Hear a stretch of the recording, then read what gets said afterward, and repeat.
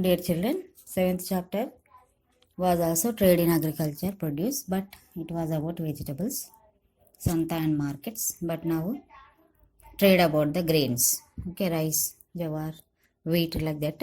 Grains are produced by the farmers. No, it's about trade, that grain trade. Okay, so here, like Raitu Bazar, agriculture market yard is also there. AMY.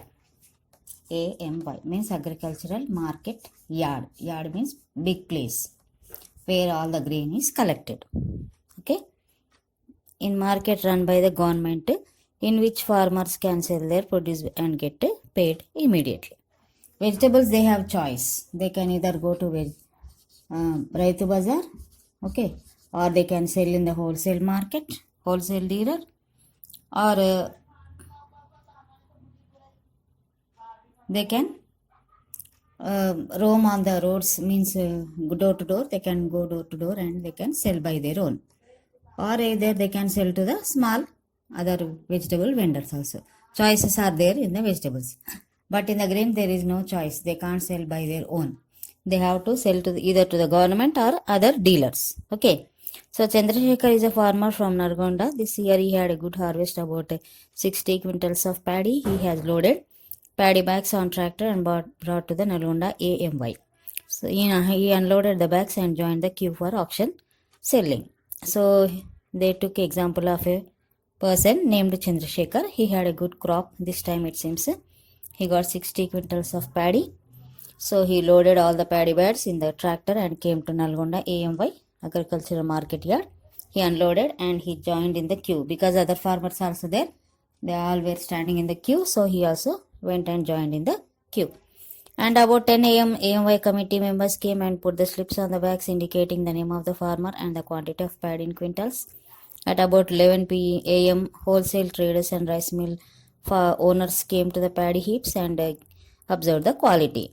So they were waiting since morning, but slowly, usually around at 10 a.m. like that, AMY committee members came and they gave slips and they attached slips to the bags indicating the name of the farmer and quantity of paddy. And about 11 a.m., wholesale dealers and rice mill owners also came and they observed the quality. See, observing the quality only, they fix the price. First, they observe the quality of the rice or whatever the grain brought by them and they fix the price. Fix the price. If quality is good, good price is fixed. Okay, if quality is low, low price is fixed. So all depends upon the quality.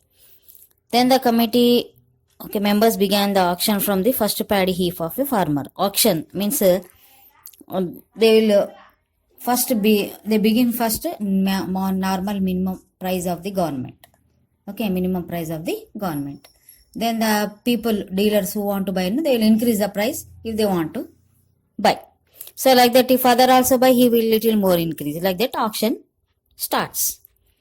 Like that, they started the auction. Since the minimum support price, MSP, minimum support price, always they start with the minimum support price. So farmer also should get a profit, no? So minimum support price is fixed. All they will start with the minimum support price. So announced to government 1080 per quintal. So very less price will be announced for the minimum support price. But by the time it come to the customer, no, price will increase like anything. Okay. And minimum support price. Every year the government announced the minimum support price for various crops like paddy and wheat, taking into consideration the cost of inputs. If no trader is willing to buy at higher price, the government agencies like Food Corporation of India, FCI, Food Corporation of India, FCI, okay, and buy produce from the farmer at minimum support price. See, what do they do means every year new price is announced by the government, seeing the inputs or investment by the farmer, and they will put for action. If no trader is willing to buy at higher prices, then FCI means Food Corporation of India will buy all the produce from the government, paying the minimum support price. Okay. So in this way, government ensure that government at least minimum price for the produce. Of course, the farmers are free to sell their produce at higher prices. So if they are ready to take risk, even they can go and sell their product at their own risk. No problem. No government will stop them.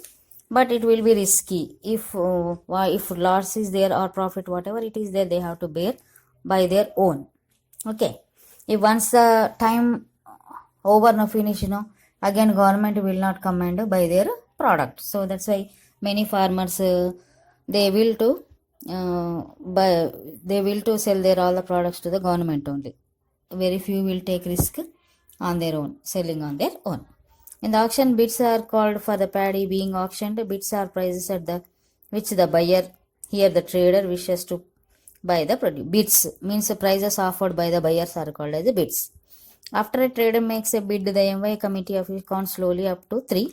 If another trader makes higher bid before the count of 3, the auction progresses until no one has a higher bid. So if any trader puts means announce a little more price, then they wait some time and they count 1 2 3. Before 3, if any other trader also, suppose 1080 is there, one trader so said that 1100 he want to buy for 1100, so they will wait some time and count 1 2 3. By counting 3, if any other farmer gets up and say that 1150, okay, 1150, then again they will start 1150, 1150, 1150, 1 2 3 times they will announce. Okay, if by the time if any other farmer comes, then again auction continues, progresses like that. Okay, so after 3 there is no chance for other buyer or trade. Okay, like that auction will continue.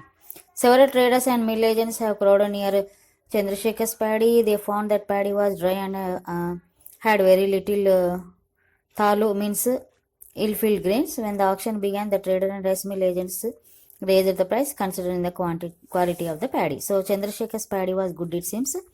No ill-filled grains means no bad grain. All are good. All are very well dried. So they raised the price, and Chandrasekhar got the highest price of for that day, 1150 per quintal, offered by a big rice mill agent. Many other farmers got only 1100 per quintal for their paddy. So he got 50 rupees more than the other farmers, as his paddy was very good quality. So AMY committee officials noted down the prices bid by different traders for the paddy heaps. They went back to the office and noted down the names of the traders and slip members and informed Chandrasekhar for the maximum rate bid by the trader for his paddy. So he agreed to sell and the committee members noted down the rate and quantity of the paddy and total amount to paid by the trader on slip and gave it to him. So after that, all they went to the office and they all noted down all the farmer names and price fixed on the paddy and quantity of the paddy, and they gave slips to all the farmers. Like that, they gave to Chandrasekhar also. If the farmer is not interested in selling his maximum price bid by the trader, he or she can wait on the next day up to 1 week. So if he is not interested on that amount, he can again put his paddy for the sale next day. Like that, 1 week he can wait. Okay. In order to buy paddy from AMY, each trader is required to pay license fee. When paddy is purchased by them, they are required to pay ₹1 for every 100 rupees of purchase as commission to the committee. So farmers have to pay ₹1 for every 100 as a commission fee, and they have to pay license fee also. All the farmers are not required to pay anything. In practice, they pay 350 per every 100 rupees for trading towards unloading, cleaning and maintenance charges. So actually they need not to pay anything, but as the yard is there, cleanliness is important, maintenance is there. So for that they have to pay rupees 350 per every 100 rupees. If they got 100 rupees per every 100 rupees, 3 rupees 50 paisa they have to pay. Okay. So the 1000 rupees means 30 rupees, 35 rupees they have to pay, like that. So this deducted trader pay to AMY office. So the deducted money all should be paid to the AMY office. Okay. And sometimes farmers selling in AMY had to spend ₹10 per quintal of agricultural produce towards the transport and other charges. Say transportation charges are there, other some charges are there. This is higher than what they pay when they sell in their villages. So the mill agent came to Chandrasekhar, looked at the slip and paid the money deducting AMY charges. So then the mill agent that who bought Chandrasekhar's paddy, he came to him and he saw the slip and paid the amount whatever it's necessary. Okay. And he cut the AMY charges also. After cutting AMY charges, he paid the remaining amount to Chandrasekhar. That AMY charges he paid to the AMY owners, committee members. Okay. And farmers like Chandrasekhar who have sufficient quantity prefer to sell their produce in agricultural market yards. Normally, there is neither a delay in payment, no deduction of charges for an spot payment is as in the village. Since the sale is done by open auction, farmers have a chance of getting the best price possible. In some AMYs, corrupt officials and traders join hands to give low prices to the farmers, but this may not necessarily happen everywhere. But sometimes it will be good. Sometimes corrupted officers are there. They will join the hands with the traders and they fix very low prices and causing very loss to the farmers. This is happening not everywhere, but many places this is going on. So that's why all the farmers who are year long they are hard working. They are growing the paddy and other crops, but they are only getting loss. And the customers like us, those who are buying to the shops, from the shops, they are going to the shops and buying. No? We are getting loss because we are buying on the more high prices. Okay, farmer who is producing, he is getting low price. He is not getting any profit.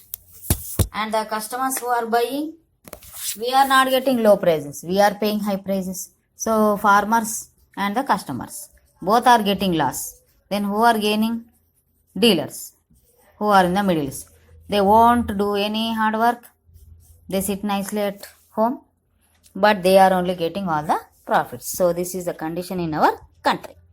There are nearly 100 AMIs in Telangana. Near 1/4 of farm products are traded in them. Where do you think the rest are told? Why don't the farmers come to AMY? Come, let us find out. So, okay, some farmers go to AMYs and sell their products, but some are not coming to AMY. Then where they are going? Then it was paddy harvested season and Malaya from Venkatapuram village was waiting for the Gumasta, means clerk of the Chandulal. So here where they are going, they explained here. They go to the rice mills and they will sell their product systems. Other option is going to the rice mills, directly to the rice millers and selling their paddy to them. Okay, so here example of Malaya was taken and he belonged to Venkatapuram village and waiting for Gumasta, means clerk. Chandulal, owner of the rice mill. Malaya was able to harvest only 14 quintals of the paddy from 1 acre of irrigated land. His yield was low as he was not able to use the required amount of fertilizers and pesticides.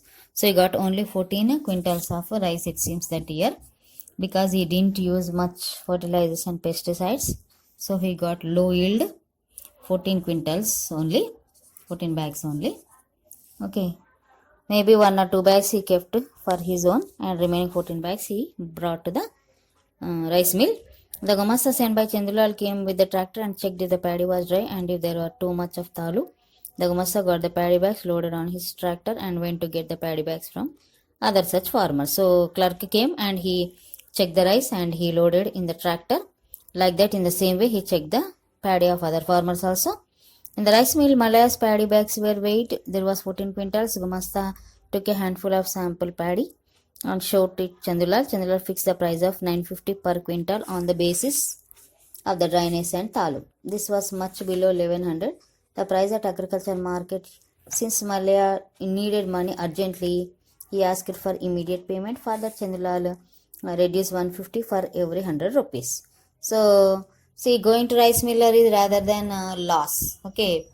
Rather than going to rice millers, he is better to go to AMYs because minimum support amount is fixed, isn't it? But here there is no rule. He can fix as he wish.